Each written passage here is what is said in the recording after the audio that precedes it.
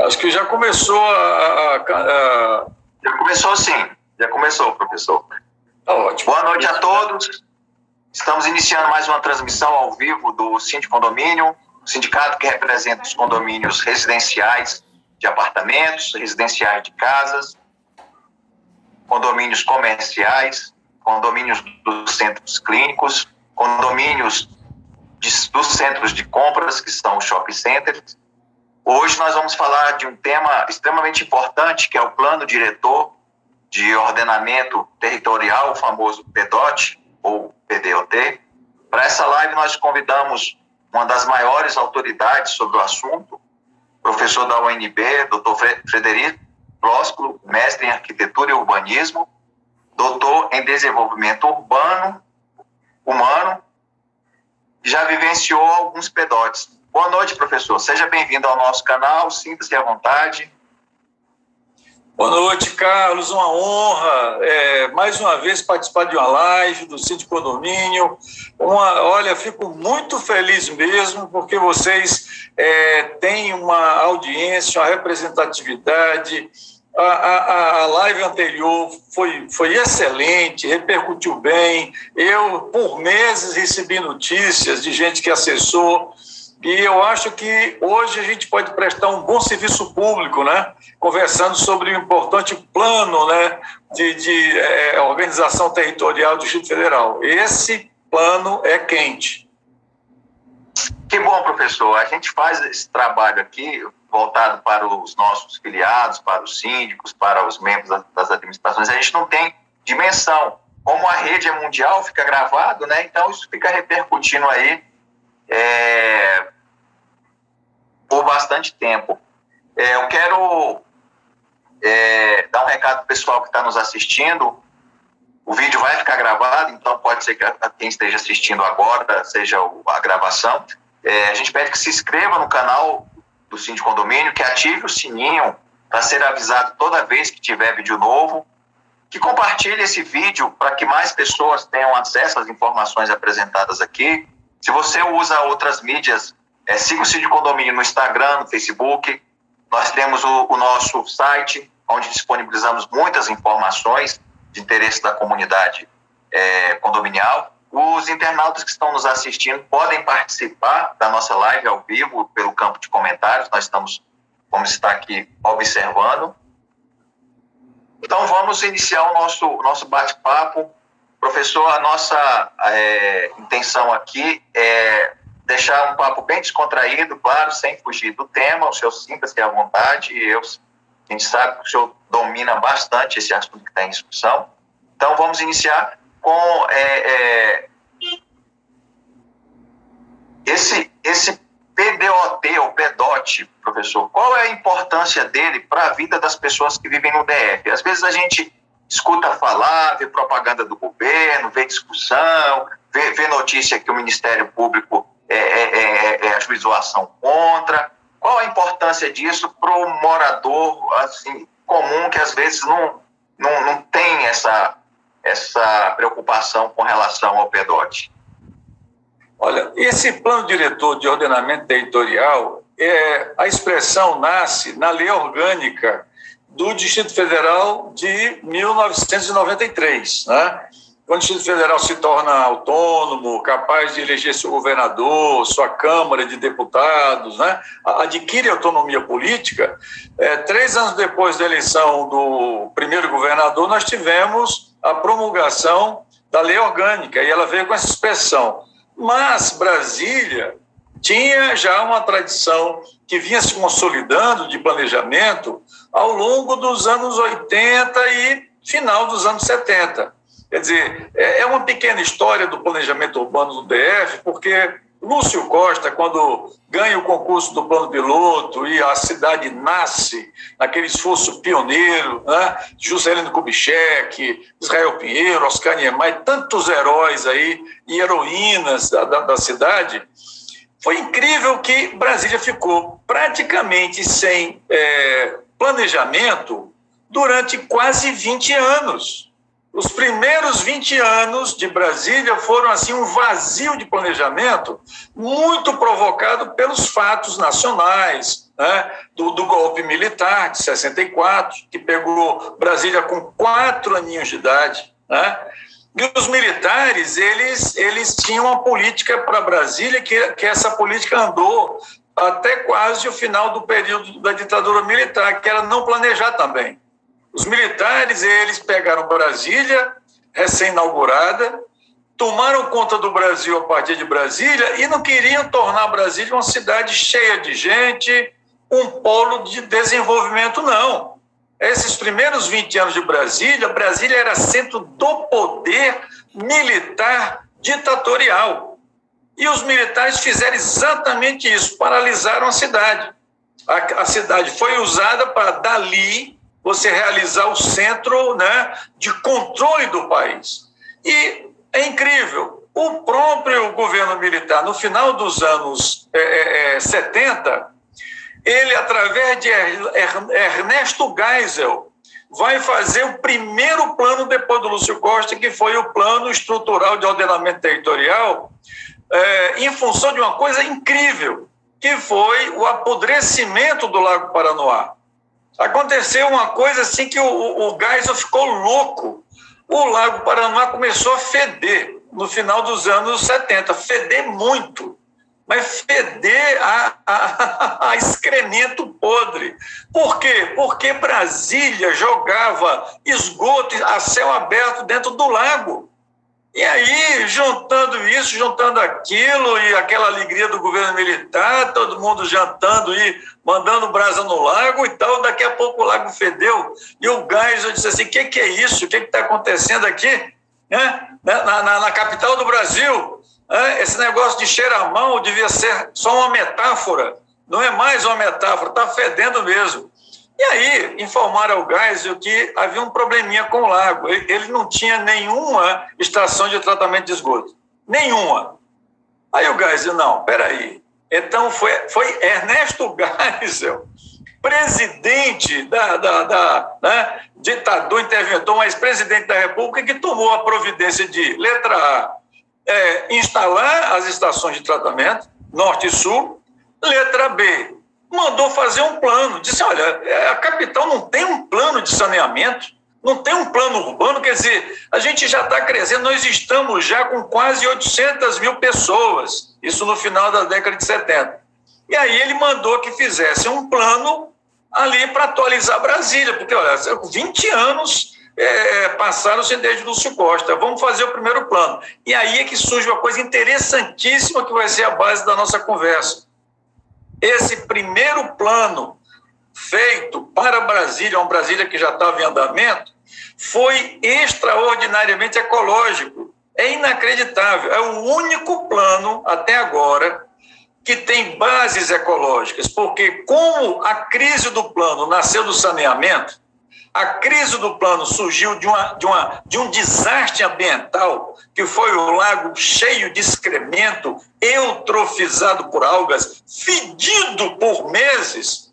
O plano enfatizou exatamente isso. E uma das perguntas que o Geisel deu uma de planejador urbano, ele colocou para a equipe respondeu muito bem, foi o seguinte, olha, já que saneamento diz respeito à água de beber e a água que se usa, eu quero saber o quanto de verdade a cidade sustenta em termos de saneamento. Eu quero ter um quantitativo para que, quando eu fizer a estação de tratamento, quando essas coisas acontecerem, eu saber o quanto essa cidade aguenta.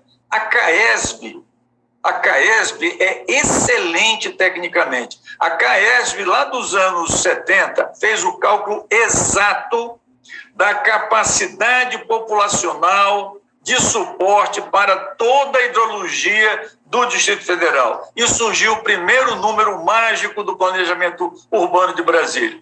2.400.000 e um pouquinho lá. 2.400.000 é o limite sustentável de população do Distrito Federal.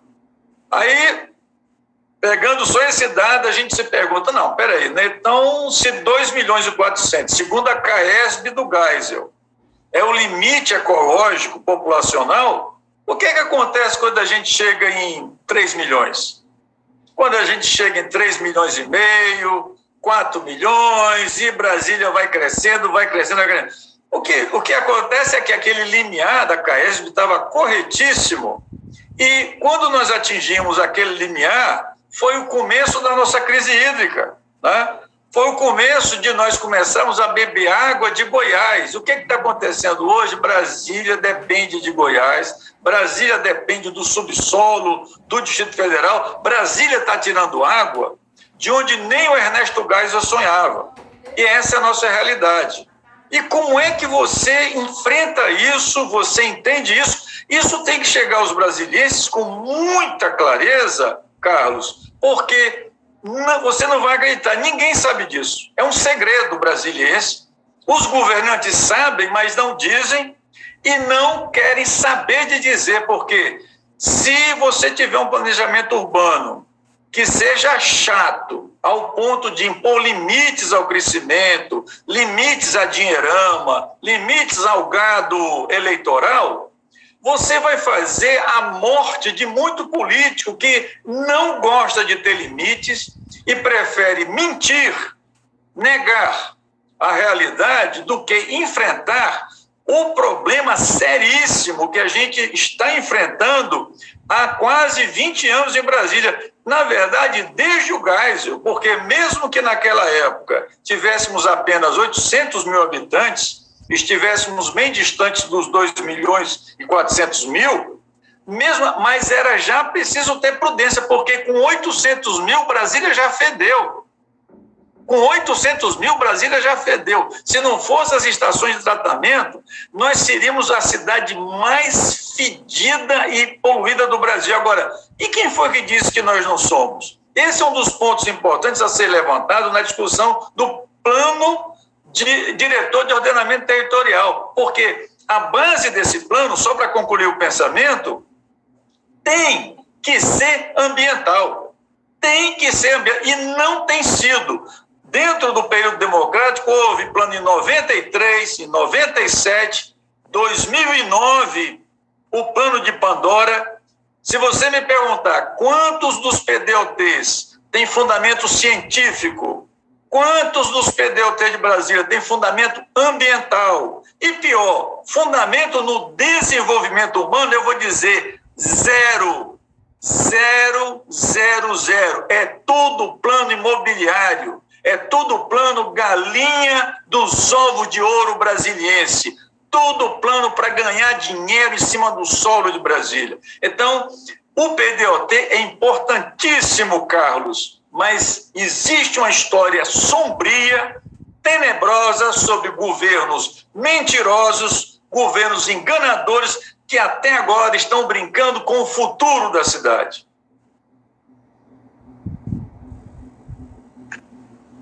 Então, professor, eu vou deixar o senhor bem à vontade, viu? Eu fico até a sua aula, que é uma aula que o senhor está nos presenteando hoje. Nós estamos com 18 pessoas online, eu tenho certeza que eles concordam comigo que é uma aula. Por mim, o senhor vai falando aí, a gente vai só acompanhando, porque o senhor deu um banho de história, né?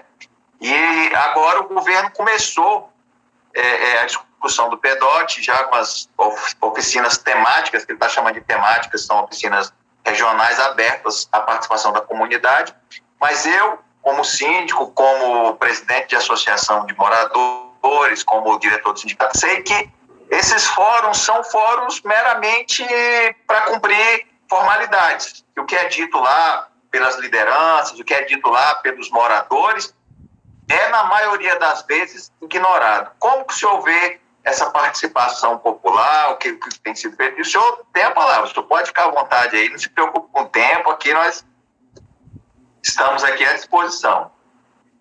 Bom, muito obrigado pela generosidade.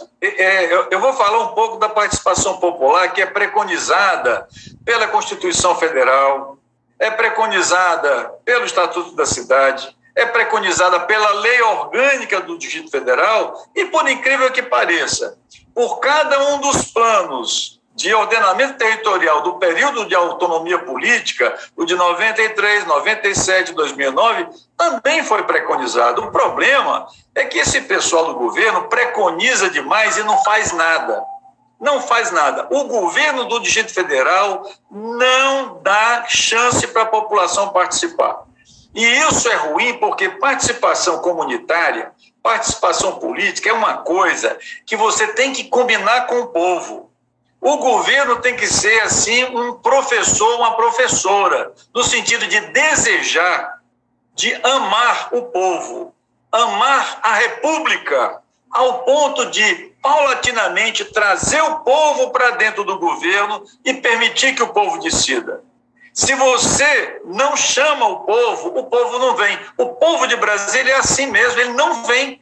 Ele não vem. A cidade, Carlos, continua a ser uma cidade chapa branca. Olha, nós estamos aí com uma cidade com mais de 60 anos de idade. Ela ainda é, em muitos sentidos, aquela cidade do JK.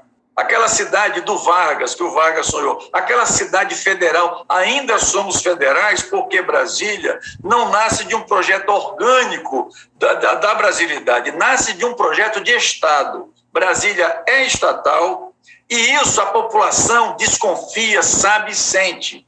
E então, para você desestatizar Brasília, o governo tem uma tarefa que governo nenhum teve coragem até agora de fazer. Né? Nem o Cristóvão Buarque, reitor da Universidade de Brasília, que andou fazendo orçamento participativo, nunca concedeu poder para a comunidade, nunca. Então, a participação popular é uma coisa muito difícil mesmo, porque o governo tem que abrir mão do seu controle, da sua mão fechada e permitir que a comunidade de Santa Maria diga para o governo quais são as prioridades de Santa Maria. A comunidade do Gama diga para o governo quais são as prioridades do Gama. A comunidade sabe quais são as prioridades. A comunidade precisa de biblioteca, a comunidade precisa de hospital bom, a comunidade precisa de escola boa, a comunidade precisa de museus, a comunidade precisa de casas de respeito para ser comunidade. E o governo não dá porque não ouve, não quer ouvir e não vai conceder. Inclusive, isso está na lei, que o governo faça o plano diretor de ordenamento territorial, que é o plano mais geral de organização de Brasília, mas também faça os planos de desenvolvimento local. No mesmo artigo que estabelece o que é o PDOT, está estabelecido também o plano de desenvolvimento local. Só que o governo diz assim, gostei disso, desse PDOT que é geral, que é amplo, que eu controlo, que eu vejo todo mundo, e não gostei disso. Não gostei nada de plano de desenvolvimento local, porque esses planos vão fazer com que essas comunidades aí, que eu não quero dar muita moral, esse pessoal de Planaltina, esse pessoal de São Sebastião, eles não têm que falar nada mesmo, não. Eles não fazem plano de desenvolvimento local por causa disso. Quer dizer, nós temos um atraso que já vai chegando aos 30 anos sem ter plano de desenvolvimento local de verdade, ouvindo a comunidade. E outra coisa, com um dispositivo, Carlos, fundamental. A prioridade eleita pela comunidade é prioridade respeitada pelo governo. Não é brincadeira, não. Isso que o governo não admite é que a comunidade diga ao governo o que vai fazer. O governo é tão... A natureza dos nossos governos, isso é Roriz, isso foi Cristóvão, isso foi Arruda, isso foi Agnello, isso foi Hollenberg e é Ibanez. São reizinhos, são monarcas, todos eles não conseguem conceber planos de desenvolvimento onde a comunidade se empodere, se fortaleça e comece a dizer o que quer, fazer o que quer. Porque só assim se faz uma democracia, só assim se faz uma república. E o governo do Distrito Federal é arcaico. Esses governadores são arcaicos. Esse Ibanez aí é medieval. Esse cara é mais antigo que cinto de castidade, meu amigo. Não tem nada a ver com a modernidade. E essa é uma coisa fundamental, porque enquanto a gente tiver só PDOT e não tivermos os planos locais, o plano do Gama, o plano de Vicente Pires, o plano do Guará, Você nunca vai ter planejamento urbano de verdade. É enrolação. Isso que o atual secretário está fazendo é enrolação. É enrolação. A agenda do governo continua a mesma de 93, a mesma de 97. Qual é? É imobiliária. E aí, aquilo que devia ser um plano, que deveria consorciar política habitacional, política de saúde, política de educação, política de segurança, política de saneamento, política ambiental, que é o plano de todos os planos, é só um plano imobiliário. Se eu fosse um cara do Sinduscom e visse os PDOTs todos, eu diria assim, cara, que maravilha. Olha o que os políticos estão produzindo. Eles estão produzindo o mapa do meu jogo imobiliário. Eles estão dizendo, olha, aqui é expansão urbana. Aqui eu posso construir mais, aqui eu posso construir menos. Olha só o que o governo fez, transformou uma área rural produtiva em área urbana para mim. Eu posso ampliar meus negócios. É que nem o Luiz Estevão fez no plano do Cristóvão em 97. O Luiz Estevão enrabou o governo. Ele impôs ao governo um bairro do Luiz Estevão, a Oqueilândia, uma área gigantesca que fica no Distrito Federal. Por que o Luiz Estevão fez isso? Porque até o Luiz Estevão entendeu qual era a regra do jogo. Brasília nunca esteve interessada em desenvolvimento sustentável. O jogo era de quem chegasse primeiro, de quem tivesse força e fizesse um bairro novo, inventasse a sua cidadezinha, e continua a ser assim. Você sabe quem mais descobriu isso nessa época gloriosa de Roriz e de Cristóvão e de Arruda? Os grileiros.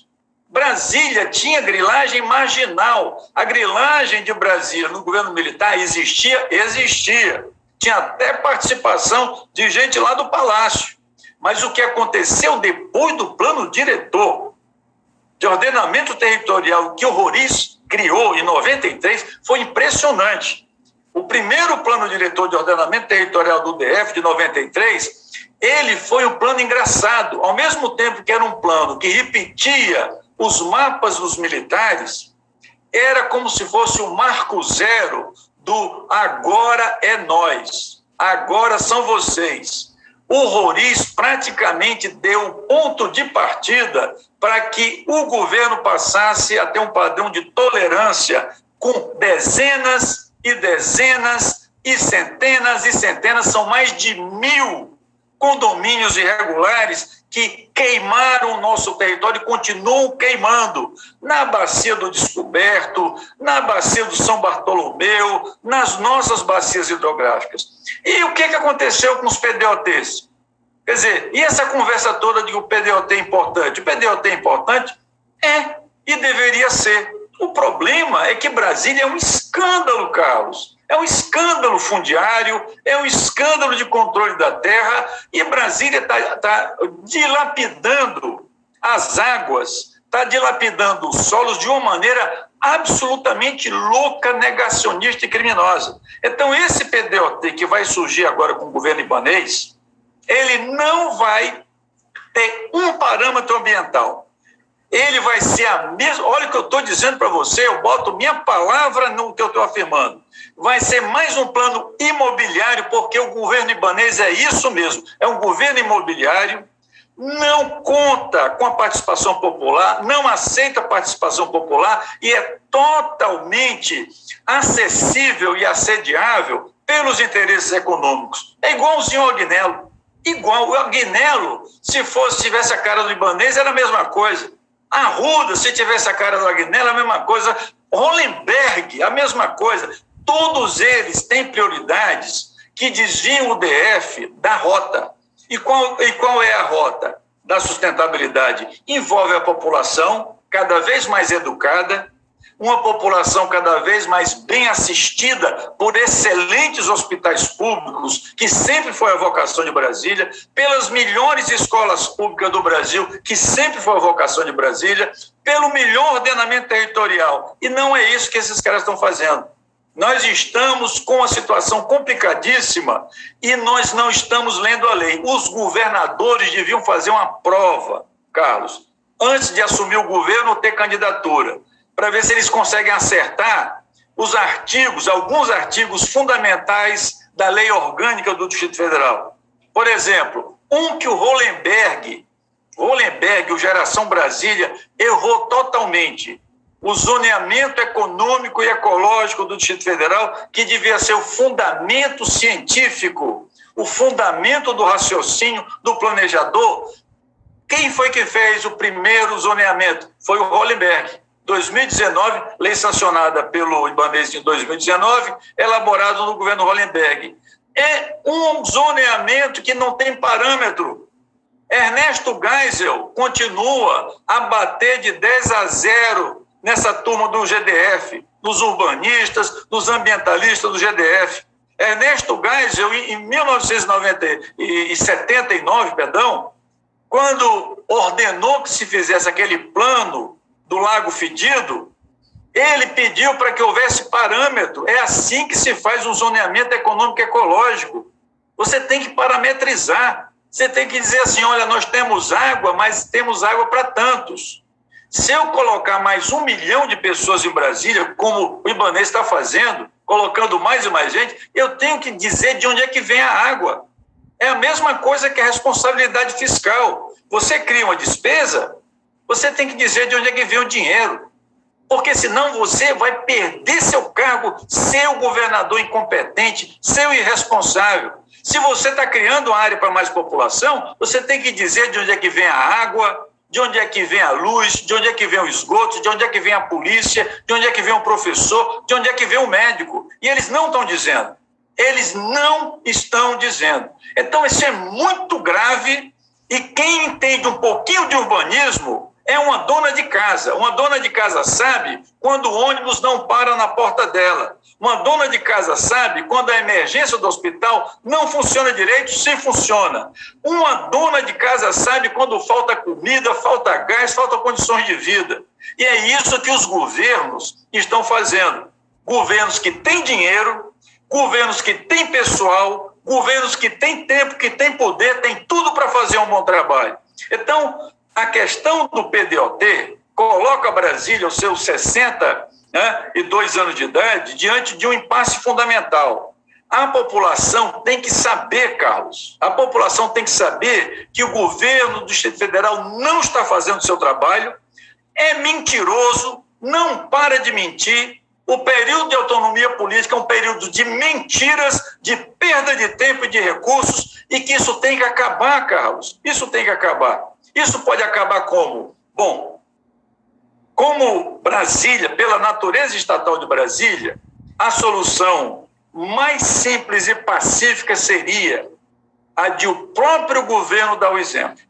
O próprio governo se republicanizar e começar a ter prioridades na população. Fazer um plano diretor de ordenamento territorial que, pela primeira vez, retomasse aquele do Geisel, retomasse as premissas de fundamentação ambiental do Ernesto Geisel, por incrível que pareça.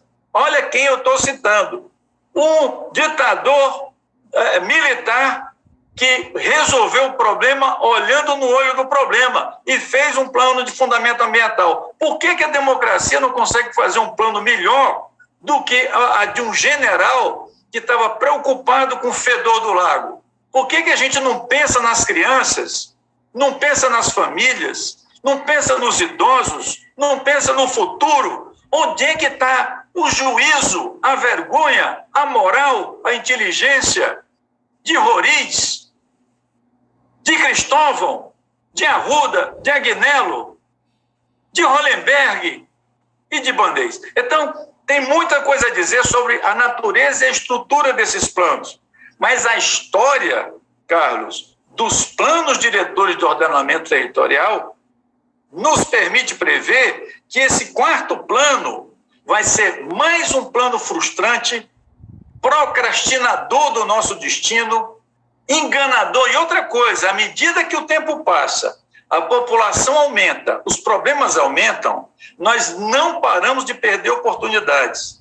Você que é professor, eu que sou professor, nós sabemos perfeitamente bem. Ou você começa o curso com aula ou você não vai ganhar a turma nunca. Não adianta no final do segundo mês você dizer, bom, turma, desculpa porque eu faltei metade do curso, eu vou começar a dar aula agora. Os alunos podem até voltar para a sala. O professor pode até começar a dar aula, mas você terá perdido metade do semestre. Você terá perdido as oportunidades de ganhar confiança, de inculcar conhecimentos, de fazer o seu trabalho. O governo está fazendo com que Brasília tenha, no nosso período de autonomia política, o maior atraso da história de uma cidade brasileira, e isso está acontecendo na capital da República. Então, o nosso PDUT agora, ele está sendo tratado como uma brincadeira pelo governo, uma brincadeira de reuniões que o secretário Matheus Oliveira está fazendo, mas é uma brincadeira com o futuro.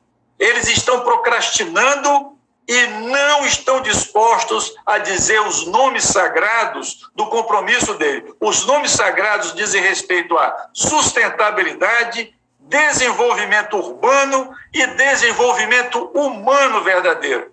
Você quer saber como é que isso se faz? A gente vai conversar sobre isso. Professor, isso que o senhor falou da participação, nós, da comunidade, na construção da cidade, no planejamento, nós vivenciamos isso no dia a dia do condomínio. Talvez o condomínio seja a célula, né, que funciona muito bem, né, onde todos os síndicos escutam seus moradores, fazem assembleia. É um número reduzido que participam, mas aqueles que participam têm a preocupação de atender a coletividade. Qual deveria ser? Eu falo qual deveria ser porque a gente sabe que o que dita o PDUT são essas questões mais de crescimento de cidade, de construção, do que realmente esses outros que o senhor falou, da questão. Por exemplo, Brasília está com esse problema hídrico. Aprovaram aqui a cidade Urbitar, uma cidade que, a princípio, não poderia acontecer aonde está programada. Está prevista para funcionar com poços artesianos. A nossa região já é bastante... já há bastante escassez de água.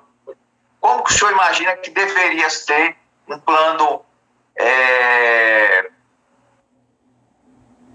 diretor que realmente atendesse aos anseios da sociedade? Fosse assim, nessa linha que o senhor falou do gás. Eu estou colocando a pergunta aqui, mas o senhor fica à vontade para... Olha, temos o compromisso no século XXI, Carlos, com a ciência. Nós estamos até atravessando um governo federal negacionista e anti-ciência que está levando... Nós ontem tivemos que reconhecer a morte de 600 mil pessoas por Covid, 600 mil mortes que poderiam ter sido quase totalmente evitadas se desde o começo o governo fosse um governo da ciência, entendesse que uma doença é uma doença, se combate com meios científicos. Como é que em pleno século XXI a gente nega a ciência e coloca a população sob o risco de morte? Isso está acontecendo no Brasil. Isso está acontecendo também com os nossos territórios e o nosso ambiente. O Brasil está pegando fogo, a Amazônia está pegando fogo. O Brasil está desconhecendo a ciência, os fundamentos da sua sustentabilidade. Isso está acontecendo com o Distrito Federal também. Eu vou te citar agora, já que a gente está falando com história, e eu afirmo a você, a história do Distrito Federal, toda ela, é valiosíssima. A gente tem que ensinar na escola a história crítica do Distrito Federal. Eu vou dizer o nome primeiro de uma pessoa muito boa, chamada Haroldo Meira. Eu não sei se você lembra desse nome, mas Haroldo Meira foi membro do governo Roriz, aquele governo Roriz eleito, o governo Roriz de 90. O Haroldo Meira foi administrador do plano piloto, e eu cito Haroldo Meira porque esse senhor fez uma coisa extraordinária. Olha o que o Haroldo Meira fez. Ele convocou as superquadras do plano piloto a se organizarem em prefeituras. ele estabeleceu uma regra simples. Olha, eu sei que vocês estão pedindo muitas coisas, vocês têm direito à luz, vocês têm direito à segurança e tudo mais, mas eu vou estabelecer uma regra. As superquadras que se organizarem em prefeituras, em associações de moradores, onde vocês realmente tragam para mim uma pauta vinda de vocês, discutida com vocês, não seja uma pauta vinda porque fulano é amigo do deputado, cicrano é mais branco que o Joseph Mengele, entendeu? As pessoas são pessoas de comunidade. Ele premiou as superquadras que se organizaram com a prioridade de governo. Você sabe o que aconteceu? Nunca se formou tanta prefeitura comunitária na história de Brasília.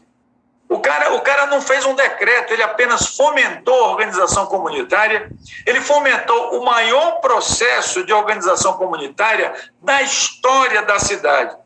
Isso deu pilha até que, olha só um efeito colateral do Haroldo Meira, o Parque Olhos d'Água foi criado, porque o Parque Olhos d'Água é uma iniciativa maravilhosa da comunidade, mas quem é que estava à frente da administração de Brasília que deu apoio também a isso? Esse senhor. Então, você precisa ter pessoas com a mentalidade comunitarista no governo. Isso faz falta. Você bastou um cara, olha, até hoje, praticamente todas as prefeituras comunitárias criadas na época histórica do Haroldo Meira, começo dos anos 90, cara, começo dos anos, em pleno governo Roriz. Quem falar mal do Roriz tem que conhecer o Haroldo Meira. Pode falar de 99%, mas esse cara é 1% que está salvando o Roriz em algum céu republicano. Praticamente todas as prefeituras comunitárias criadas naquela época persistem até hoje. Foi um semeador de democracia. E, na maior simplicidade, eu não o conheci pessoalmente. Eu conheço o Haroldo Meira dos jornais, e sumiu. Depois que ele sai da posição dele de governo, ele some. Então, uma daquelas pessoas que, por onde passou, deixou o bem. Nós estamos precisando de gente assim, gente séria. Vou lhe dar agora um segundo nome, Vanderlei Valim, que foi também do governo Roriz, mas daquele governo Roriz de transição. O Roriz foi biônico de 88 a 90, e quando o Roriz se candidata em 90 para ser governador, e é o primeiro governador eleito, deixou no governo tampão o Vanderlei Valim, que era presidente do Sinduscom. O Vanderlei Valim, naqueles meses que ele ficou à frente do governo, ele aproveitou e fez umas coisas incrivelmente de supetão, de improviso. Uma foi aquele pavilhão do Parque da Cidade, né? Aquela construção assim que qualquer arquiteto de Brasília passa mal com a péssima qualidade do galpão, quer dizer, há mil maneiras de fazer um galpão muito bem feito. Você pode chamar qualquer arquiteto da Roma Antiga, ele tinha feito um galpão mais elegante e mais barato do que aquele do Vanderlei Valim. E ele fez outra coisa interessante. Ao longo da EPIA, da Estrada Parque de Indústria e Abastecimento, do lado norte, ele criou do nada um gigantesco setor de oficinas. Uma tripa, é uma favela gigante que se estende da Porta d'Água Mineral até a rodoferroviária. Aquilo é criação do Vanderlei Valim. Só que quando o Vanderlei Valim teve esse ato assim de vamos ocupar mesmo Brasília para ter economia, para ter oficina, para ter trabalho, ele não teve o menor cuidado ambiental. Sequela do setor de oficinas norte lá do Vanderlei Valim. Em 2 meses, a água mineral, de onde se tirava água cristalina, até órgão público ia lá com garrafão para encher de água mineral, a água mineral ficou imprestável. Com 2 meses, a população foi surpreendida com um cartaz que dizia: esta água está cheia de coliforme fecal. Essa água está imprópria para o consumo. Não tirem mais água daqui. Quer dizer, você de um lado faz uma loucura territorial, uma loucura urbana, tira um setor urbano todo da sua cabeça e da sua caneta, e do outro lado prejudica o meio ambiente, prejudica a população, prejudica a mais importante área de lazer de Brasília. Brasília, fora o Lago Paranoá. Por quê? Por uma vontade política pontual e inaceitável. Até hoje, a gente bebe água podre que foi criada nessa transição do governo Roriz. Então, são dois personagens que conviveram. Haroldo Meira e Wanderlei Valim, eles estiveram sentados na mesma mesa. Para você ver o que nós temos no governo, se você depender das vontades monárquicas e aleatórias de pessoas que também são aleatórias. Porque o Roriz foi aleatório. Roriz era vizinho do Zé Sarney, quando o Zé Sarney teve que escolher um governador para suceder José Aparecido de Oliveira, de triste história que eu não vou contar aqui. Então, isso aí diz respeito ao que a gente pode ter em Brasília, porque são muitas transformações, Carlos, que são concorrentes, são sindrômicas. Síndrome é uma palavra grega que quer dizer que quando a movimentação converge, coincide, tem uma ressonância positiva ou não. Você tem síndromes que podem indicar exatamente o oposto da vida em determinadas doenças. Então, nós temos que fazer essa crítica ao governo. É necessário. Eu sou professor da Universidade de Brasília há 30 anos. Eu, desde os anos 90, tenho um plano de assessoramento técnico à comunidade, tenho feito o meu trabalho de apoiar a comunidade, e eu digo para você, não mudou nada no governo. E, às vezes, só piora, porque dentro do ambiente de um PDOT, dentro do ambiente até do debate público forçado por leis, o que você vê? Exatamente isso que você relatou, Carlos, a desmoralização das vozes comunitárias. Tenta falar de urbanismo com o urbanista do governo, ele vai te desmoralizar. Eu, como professor de uma faculdade de arquitetura e urbanismo, eu fui processado por uma urbanista oficial do governo do Distrito Federal, porque eu disse que o PPCub que eles estavam fazendo naquele ano da graça de 2010 era totalmente contraditório, era um lixo urbanístico. Por quê? Eles faziam um plano de preservação do conjunto urbanístico, ao mesmo tempo que eles não paravam de fazer mudanças na cidade. Eu digo, vem cá, não, peraí. Vocês querem preservar ou vocês querem detonar? Porque é impossível preservar Brasília com tantas modificações. Como é que vocês querem preservar uma cidade que, por exemplo, tem um metrô que acabou de nascer? O metrô, para se estender da Asa Sul para a Asa Norte, ele precisa de locais para que a infraestrutura do metrô se estabeleça. Essa é mais uma história impressionante. O que o governo fez com o grande espaço de terminais que havia no final da Asa Norte, que havia onde hoje é o Extra, o Carrefour, o Sams, o Atacadão, virou um setor de supermercados. Quando você for no Extra agora, vê lá na nota fiscal o que está escrito, qual é o endereço. Setor de Terminais Norte.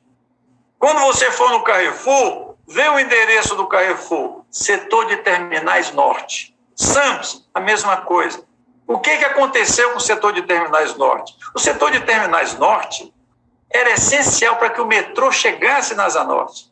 Eles mataram, eles mudaram o uso do solo. E aí, essa discussão nos leva, Carlos, para outra lei que está sendo usada de uma maneira palaciana, cortesã, inaceitável, que se chama LUOS, a Lei do Uso do Solo do Distrito Federal. Porque essa lei ela é diferente do PDOT.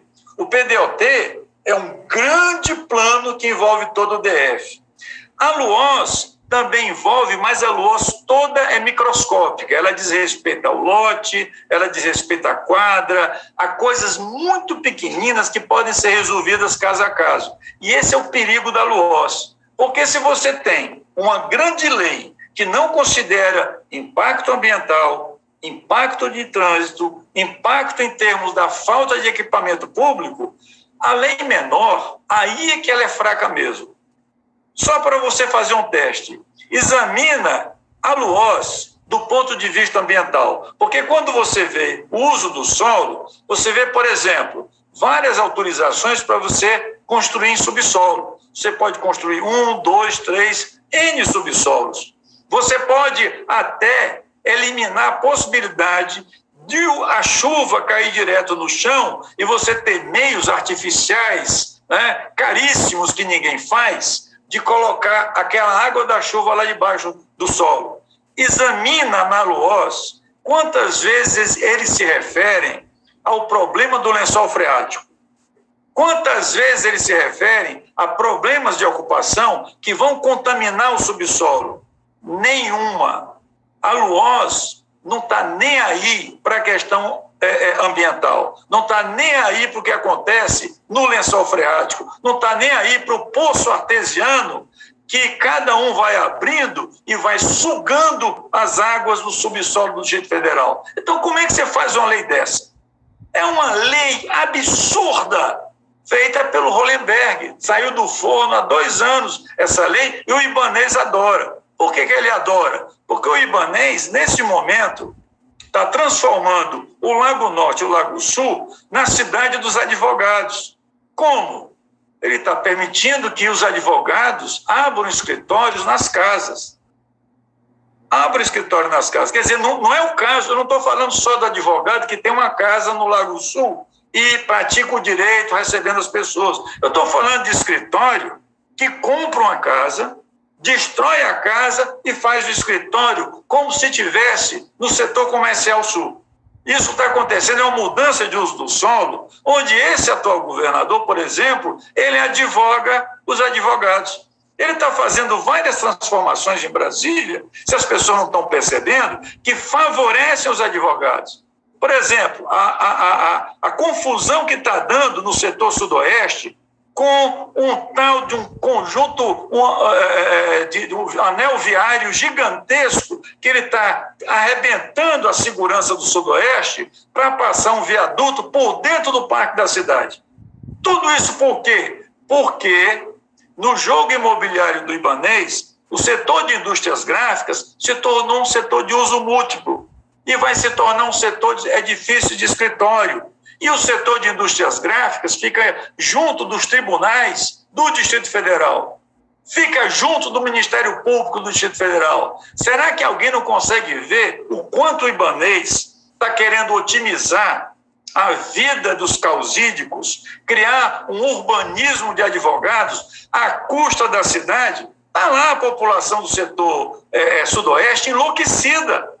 Aí toda a população já percebeu que essa grande obra vai arrebentar com a segurança deles, vai arrebentar com o sossego deles, está arrebentando com centenas de árvores dele, mas o Ibanez não quer saber. Ele é o monarca da vez.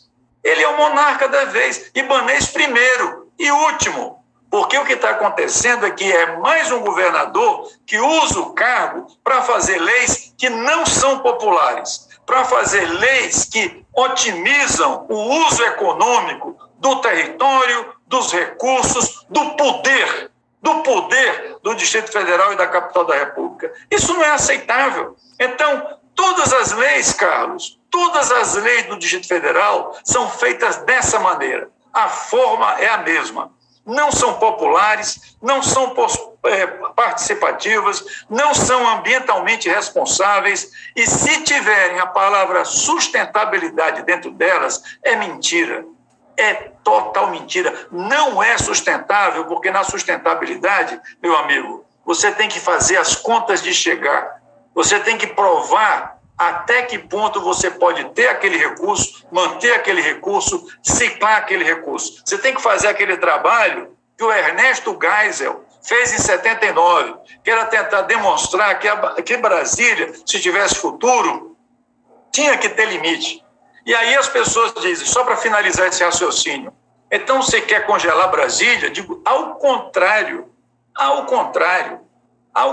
Brasília tem que fazer planejamento de verdade e já é tarde, quase tarde demais, para a gente fazer o planejamento do entorno. Meu amigo, a gente continuar a fazer uma cidade cujo PDOT é o jogo imobiliário do pessoal do Urbitar, né? O Urbitar é a mesma coisa que o Luiz Estevão fez. Um sujeito chega de São Paulo e propõe um bairro onde ele quer e o governador faz o que ele quiser, o bairro é seu, pode tocar o barco. A mesma coisa aconteceu com o Luiz Estevão, a mesma coisa acontece com outros aventureiros em Brasília. Então, nós temos que mudar essa história. Nós temos que mudar essa história. E essa história, essa mudança tem que ter fundamentação não na vontade política apenas de esquerda ou direita, mas na ciência ambiental.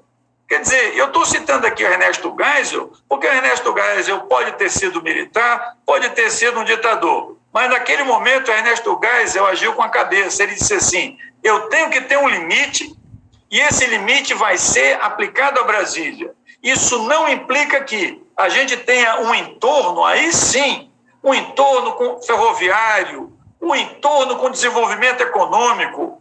Quantos municípios a gente cogita que possa haver impacto positivo econômico de Brasília, articulando o grande crescimento da região? Mais de 100 municípios. É muita gente, é muita riqueza, é muito mais do que o sujeito do orbital vai ganhar. Como é que Brasília perde tempo, Carlos, com uma coisa miseravelmente suja,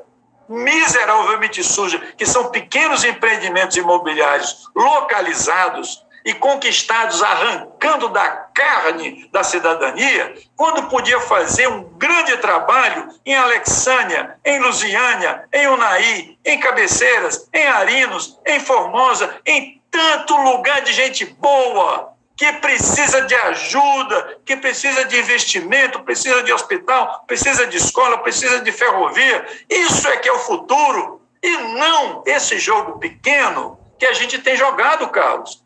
Não!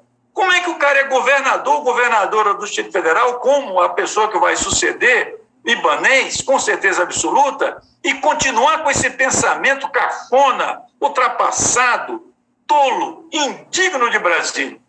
Me perdoe o entusiasmo, mas, meu amigo, não dá para segurar. Professor, eu quero só fazer um esclarecimento aqui para o pessoal que está nos assistindo. O professor Frederico é nosso convidado, ele tem liberdade para expressar a opinião dele com todas as... É difícil, né, professor, a gente falar do que foi feito sem falar da pessoa que fez.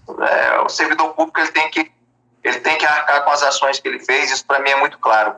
E eu também acabei me empolgando aqui e falei algumas questões que representam a minha opinião, não representam a opinião do síndico condomínio. Eu não tenho autoridade para poder expressar que nessa live ou nas demais a opinião do síndico condomínio. A opinião do síndico condomínio ela é expressa através, legitimamente, pelo seu presidente, que é o Dr. Paiva, não pôde estar presente aqui hoje. Eu estou falando isso porque eu recebi aqui algumas mensagens. Eu sou síndico, filiado ao sindicato, sou presidente de associação, tenho a minha opinião particular em relação ao governo e externei aqui a minha posição particular, não é a posição do sindicato. O síndico condomínio, a posição dela é fruto de decisão colegiada, quem responde em primeiro nível é o presidente, infelizmente ele não pôde estar presente conosco aqui hoje, está nos assistindo.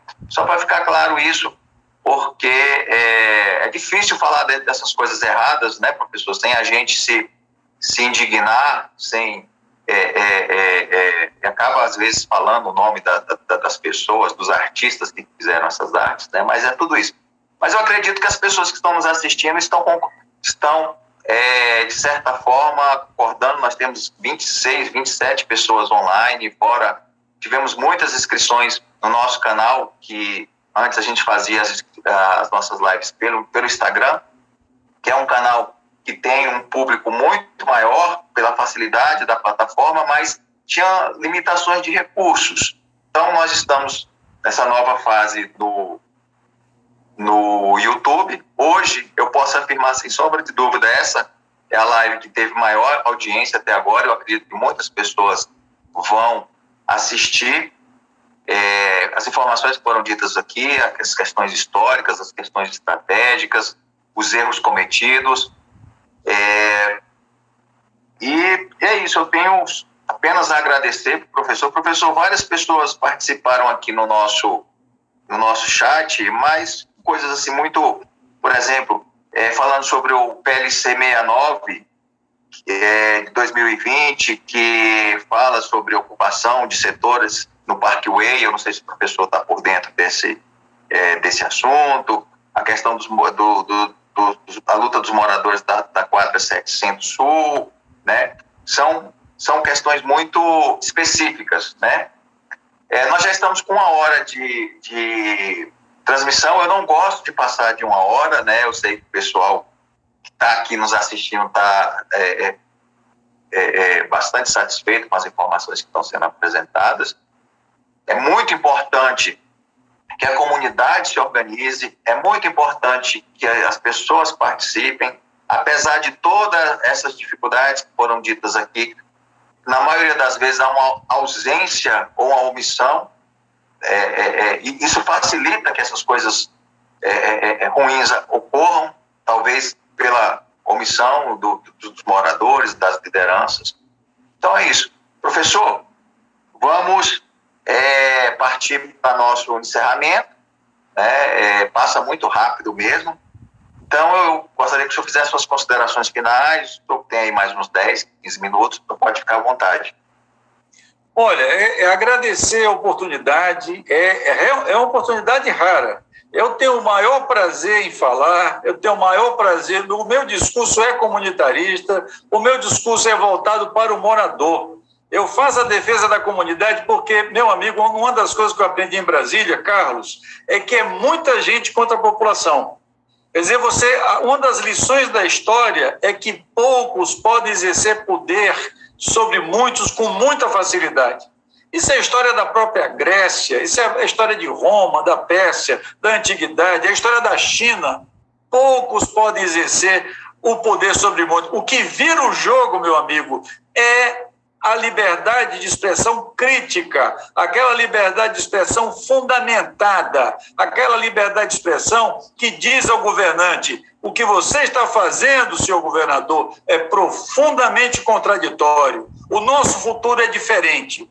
Se as pessoas continuarem a represar sua crítica, o futuro não virá, Carlos. O futuro não virá. E todos esses pais de família, mãe de família, que estão fazendo a defesa de políticos ruins, de políticos genocidas, de políticos negacionistas, de políticos tirânicos, vão pagar na forma das dificuldades de vida dos filhos e até deles mesmos. Então, que a população discuta com liberdade, e é uma coisa que a gente tem que dizer para os brasilienses: desejem a cidadania, sejam republicanos de verdade e não se curvem ao governador, não se curvem ao presidente, não se curvem a autoridade alguma.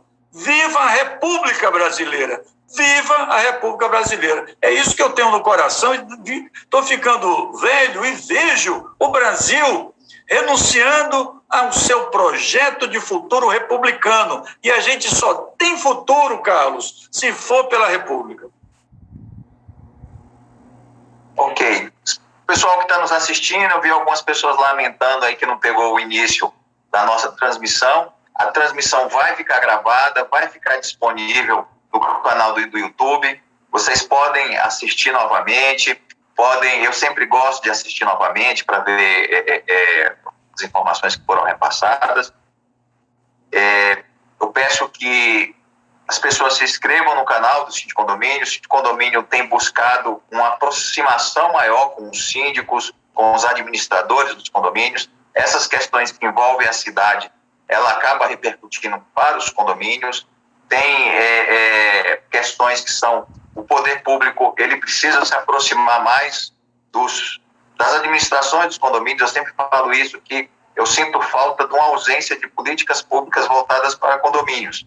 Não é uma política de confrontação, mas uma política de parceria, uma política de fazer junto, de discutir junto, de planejar junto, que é a essência de tudo que foi dito aqui. Professor Frederico, boa noite, muito obrigado. Fica o convite do Síndico Condomínio, agora estou falando o nome do Síndico Condomínio, fica o convite do Síndico Condomínio para umas novas conversas, demais assuntos. O senhor tem um conhecimento muito profundo sobre as questões. Apesar do seu conhecimento profundo, o senhor tem uma linguagem muito acessível, né, muito clara, o que a gente às vezes tem dificuldade de conseguir isso. Às vezes a pessoa tem muito conhecimento e aqui fica um pouco represado pela linguagem ou pelo aprofundamento que a gente não consegue acompanhar. E aqui eu acredito que todo mundo que nos assistiu teve uma aula e bastante informação. Agradeço ao senhor, agradeço ao pessoal que está firme conosco aqui, 27, 28 pessoas online, e fica o convite para que as pessoas possam continuar acompanhando aqui as transmissões de condomínio. Boa noite, professor. Boa noite, obrigado, Caso, obrigado a todos. Até mais.